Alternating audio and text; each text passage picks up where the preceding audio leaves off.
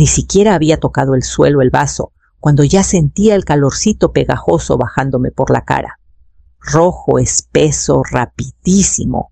Rebeca estaba ahí, parada con el brazo, todavía medio alzado el pecho, subiendo y bajando, como si no pudiera creer que de verdad lo había hecho. Elías corrió la silla con un chirrido, pero no se movió. Solo miró a mí, a la sangre, a su mujer. No grité. 30 años en salas de juicios me habían enseñado a callar cuando más importa. En cambio, me limpié la cortada con la servilleta despacito, la dejé en la mesa y me volví a mi hijo. Elías, le dije bajito pero firme como un trueno lejano, llévala arriba. Ya. Él se sacudió como si le hubieran echado un balde de agua fría. Sin decir ni pío, la guió para fuera de la sala. Ella se resistió un rato, balbuceó algo de que la trataban como trapo sucio en su propia casa, pero al final lo siguió. Me quedé ahí un momento oyendo cómo se perdían sus pasos. Entonces solté el aire. En el espejo del baño, la cortada parecía peor de lo que eran las heridas de la cabeza, siempre sangran a chorros. La limpié con agua fría, haciendo como que no ardía. Mi blusa blanca estaba echada a perder. Me la había puesto el día que juré como jueza. Esta noche iba a servir de prueba. De vuelta en el comedor, recogí los pedazos del vidrio, con guantes los metí en una bolsa de plástico. Tomé fotos de la mesa de la alfombra, manchada de vino de mi herida. Todo con fecha y hora. Luego me senté en la cocina con hielo en la sien y empecé a armar mi plan. No por venganza, por orden. Porque cada quien pague lo suyo, no pegué ojo. A la 1:06 de la mañana, marqué el número que siempre les digo a los demás que usen, pero que yo nunca había tocado. Policía de Guadalajara, contestó la voz. ¿En qué le puedo ayudar? Quiero reportar una agresión, respondí, y alcancé la carpeta de pruebas. Hace 6 meses dijeron que era nomás un ratito. Unas semanitas, 2 meses tope, hasta que juntaran la lana para la entrada. Asentí y dije que sí. Claro que sí. Así son las madres. Pero se fueron 6 meses. Ni casa ni ahorros que yo viera. Solo mi hijo y su mujer durmiendo hasta tarde, pidiendo delivery, tratando mi casa como hotel de paso con servicio incluido. Yo pagaba la hipoteca, la luz, el súper. Yo cocinaba. Yo limpiaba. Y cada viernes por la noche ponía la cena como relojito. Antes era un gustazo. Las cenas de viernes eran mi manera de mantener el pulso de la familia aún después de que Elías se casara. Horneaba, asaba, guisaba. Ponía la mesa con platos de verdad no desechables. Una botella de vino tinto decente, no caro, pero nunca de a peso el litro. Pero Rebeca llegó anoche como si ya fuera la reina del pedazo. Tiró su bolso en el sofá y fue derechito al bar. Se sirvió un trago generoso de merlot sin ni siquiera saludar. Se quejó de su jefe, de que no la respetaba, de que la hizo reescribir algo porque se le pasó un detalle. Luego se sirvió otro y otro. Elías la seguía como su sombra, calladito y nervioso, buscándome con la mirada. No le di ni bola. Siempre ha sido así, suave, ansioso por agradar, con pánico a los pleitos. Antes pensaba que era virtud. En la cena le pregunté por su trabajo en la clínica. Rebeca lo cortó, puso los ojos en blanco. Cuando volví a hablar, me interrumpió. Comentarios agudos. Ironía, más vino. Luego me tendió el vaso como si yo fuera la sirvienta. La miré fijo y le dije, ya estuvo bueno, ¿no crees? Se quedó helada. Y entonces lo aventó. Al amanecer, la piel de arriba de la sien ya estaba morada de un violeta furioso. La cortada no era ancha, pero latía con cada zumbido del corazón, un recordatorio chiquito de dónde se cruzó la raya. No lloré, no puse hielo por instinto. El oficial Mendoza llegó un poco antes de las 7, alto, unos 50 y tantos ojos cansados y una calma de quien ha visto de todo.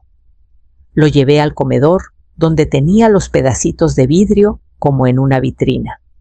Le pasé las fotos, la blusa, la nota médica que me escribí yo misma después de revisar la herida. Hojeó las imágenes en silencio. ¿Quiere poner cargos, señora? Sí, dije. Mi voz no tembló. Mientras llenábamos el reporte en la cocina, oí pasos arriba. Elías asomó en la puerta. Pelo revuelto, ojos hinchados. Al ver al oficial, se le desarmó la cara de confusión. —¿Ma qué pasa aquí? ¿Tu mujer me agredió? Le dije sin mala leche. El oficial Mendoza está aquí porque puse la denuncia. ¿Llamaste a la poli por Rebeca? Llamé a la policía por alguien que me aventó un vaso en la cara.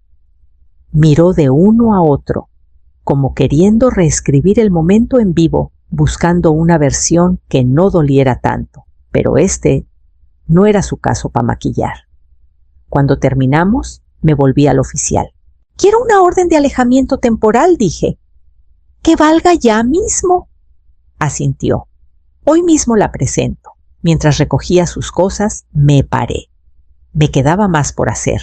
Tarde en la tarde, su coche ya estaba cargado. Elías no me miró a los ojos cuando bajó con una mochila en una mano, y la voz de Rebeca regañándolo atrás. —Nos vamos unos días con la tía Lupe —dijo como si fuera vacaciones, no desalojo. Asentí y no los vi irse. Esperé a que el ruido de las llantas se perdiera en la calle. Subí al cuarto de huéspedes. La puerta chirrió, abriéndose a un aire a medio recoger, a medio desarmar. Cajas desaparecidas, cajones vacíos, la cama deshecha, con la huella todavía en un lado del colchón. Abrí el closet. La mayoría de las cosas de Rebeca se las llevó sus chamarras, las bolsitas careras que juraba eran regalos de trabajos pasados. Pero faltaba algo más, algo que ella no trajo. El broche, un círculo de oro con una granada solitaria de mi mamá, que me dio la semana que cumplí 25. Lo guardaba en una cajita de terciopelo en el estante de arriba. Ahora la caja estaba abierta, con la marca del broche clarita pero vacía. No me encabroné, no llamé. Cerré la tapa, alicé la tela y la regresé al lugar. Abajo agarré el teléfono y marqué un número que no tocaba en 2 años. Benjamín, soy Rosalba. Necesito un favor. Benjamín Salazar. Había sido detective cuando yo todavía estaba en la banca, afilado, callado, discreto. Ya estaba jubilado, pero me debía favores. Necesito que investigues a alguien, le dije. Se llama Rebeca Torres. En silencio. Quiero saber qué hay debajo de la superficie. Te caigo enseguida, dijo. Esa noche cambié las chicharras yo misma. Siempre he creído en saber proteger lo mío. Cociné una cenita sencilla pa' una sola. Nada fancy.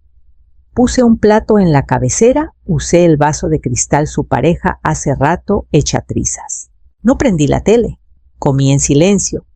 Y por primera vez en 6 meses, ese silencio no se sentía hostil. Se sentía mío. Y entonces llegó el reporte. Benjamín no avisó.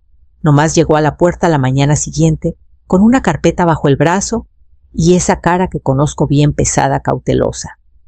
Pensé que querrías verlo en persona, dijo. Nos sentamos en la mesa de la cocina, el mismo lugar donde había pedido órdenes de alejamiento, firmado sentencias y servido vino antes de que se volviera arma. Me empujó la carpeta sin decir nada. La abrí.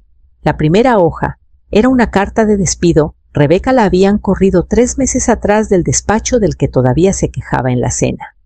Insubordinación y bajo rendimiento. La firma ni era reciente. Luego venían los estados de cuenta de tarjetas, 5 en total, al tope. 2 a nombre de Elías, abiertas con datos falsos o un poder manipulado. Benjamín todavía no sabía. Compras en joyerías, cargos de hoteles, transferencias a cuentas que no conocemos. Pasé la hoja, registros de la cuenta de retiro, 3 retiros gordos, casi 800,000 pesos esfumados. El futuro de mi hijo desapareciendo a pedazos que él nunca autorizó. Y luego las capturas de pantalla. Mensajes en redes, Rebeca platicando casual con una amiga. Ya mero, decía uno. Cuando la vieja se vaya al otro barrio, estamos hechos. Elías cree que estamos ahorrando, jajaja. Algo se me apretó en el pecho. Cerré la carpeta de un golpe. No está nomás enojada, dije. Es peligrosa. Benjamín asintió. Esto es premeditado, Rosalba. Y si esos retiros no fueron autorizados, hay cargos de veras. Llevé la carpeta a mi estudio y extendí los papeles en el escritorio como piezas de rompecabezas. No necesitaba etiquetas. Esta vez sabía lo que veía. Le estaba robando a él y planeaba mi muerte. Abrí una carpeta nueva. La titulé Caso Rebeca. Años armando argumentos para proteger víctimas que no conocía. Esta vez era mis hijos. Esta vez era personal. No llamé a Elías ese día. Necesitaba más hechos, no sentimientos. Todavía no me creería. Pero el siguiente paso ya había arrancado. Mandé a Benjamín tras la lana perdida.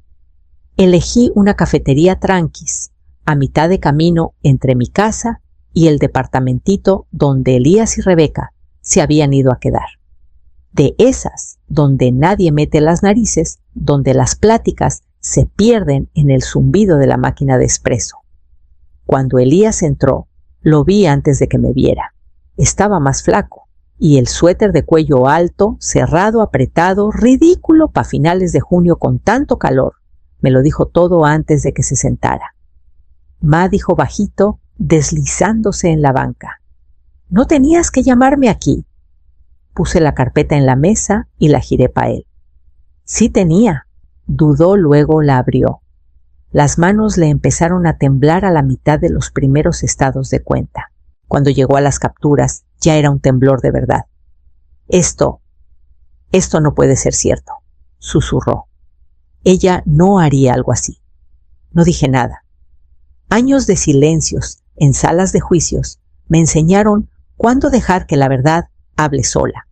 Sus ojos saltaban por las páginas, retiros, tarjetas, firmas falsas, palabras que ella tecleó sobre mi muerte. Dijo que estábamos ahorrando, murmuró.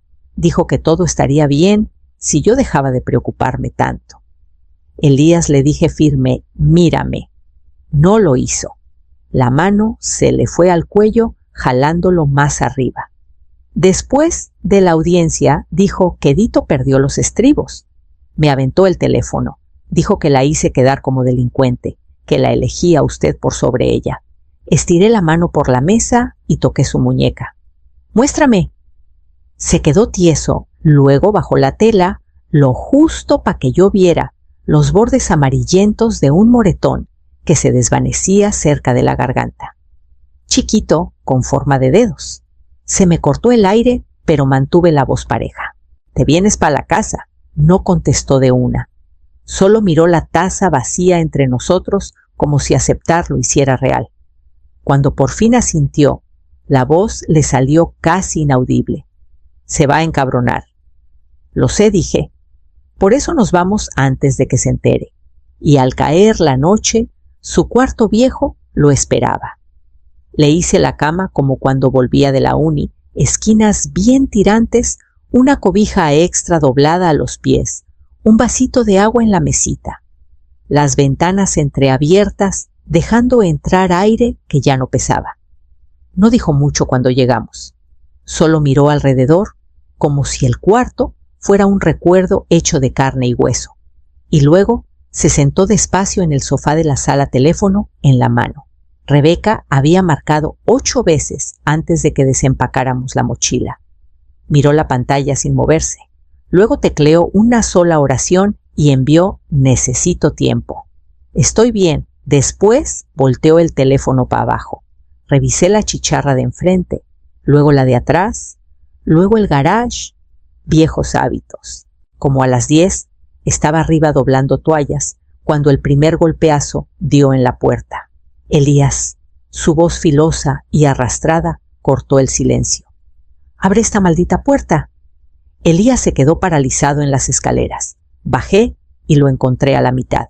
«Quédate atrás», le dije suavecito, sacando el teléfono del bolsillo. El segundo golpe fue más fuerte. Ya la oía alternando entre súplicas y gritos. «Solo quiero hablar». «¿Crees que puedes esconderte de mí?». Le di la dirección a la operadora y expliqué que estaba violando una orden judicial. El oficial llegó en 7 minutos. Elías se paró detrás de la cortina de la ventana de enfrente mudo. Rebeca todavía daba vueltas en el porche, gritando cuando llegó la patrulla. En cuanto las vio, su voz se volvió furia pura. «Es tu madre, ¿verdad?», te dijo cobarde, y ahora se esconde tras la poli. La esposaron sin aspavientos. Elías no habló mientras veía, no se inmutó. Solo se quedó ahí como una sombra pegada al vidrio. Después de que se fueron, cerré las chicharras 1 o 2 veces. Elías se sentó de nuevo en el sofá y miró la oscuridad sin moverse, sin dormir, solo respirando como si doliera. Benjamín pasó 2 días después con la cara tensa, como si cargara algo peor que malas noticias. Puso otra carpeta en la mesa de la cocina y no se sentó hasta que asentí. «Debes ver esto antes de que entre al sistema», dijo. «No es la primera vez que lo hace». Adentro había copias de expedientes judiciales de 2 estados: Atlanta hace 5 años, Dallas hace 3. La misma mujer, la misma jugada. Denuncias por violencia doméstica, robo financiero, acuerdos que se esfumaban en sellos de confidencialidad. Cada vez se mudaba en meses. Cada vez pescaba a otro hombre con sueldo fijo y carácter manso. Cada vez lo dejaba en la lona y callado. Elías estaba sentado frente a mí, revisando los papeles. Sus dedos recorrían las líneas negras de los nombres tachados, como si tocarlos lo hiciera menos real. «Nunca me quiso», dijo casi inaudible. No respondí. «Te puso en la mira». Levantó la vista entonces, ojos enrojecidos pero secos. Pensé que la estaba salvando. Dijo que solo necesitaba a alguien que creyera en ella. «Eso hacen los de su calaña», dije. «Te hablan de necesidades hasta que olvidas las tuyas». Exhaló temblando y cerró la carpeta. «¿Y ahora qué? Dejamos de dejar que ella escriba la historia», dije. «Empezamos la nuestra». Esa tarde nos reunimos con Lorena Vargas, una abogada de familia con la que trabajé hace años. Brusca, eficiente, de esas que han visto todo tipo de engaños y no se arruga. Elías le contó todo. Ella tomaba notas, interrumpiendo solo para pedir fechas y firmas. Al final de la junta, ya habíamos pedido el divorcio y cargos por fraude financiero. Al salir de su oficina, los hombros de Elías parecieron bajar 1 centímetro, como si el peso se hubiera movido, no ido, pero por fin compartido.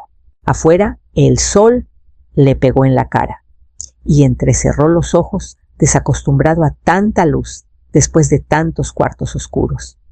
Esa noche nos quedamos en casa en casi silencio, papeles firmados y archivados, pruebas guardadas.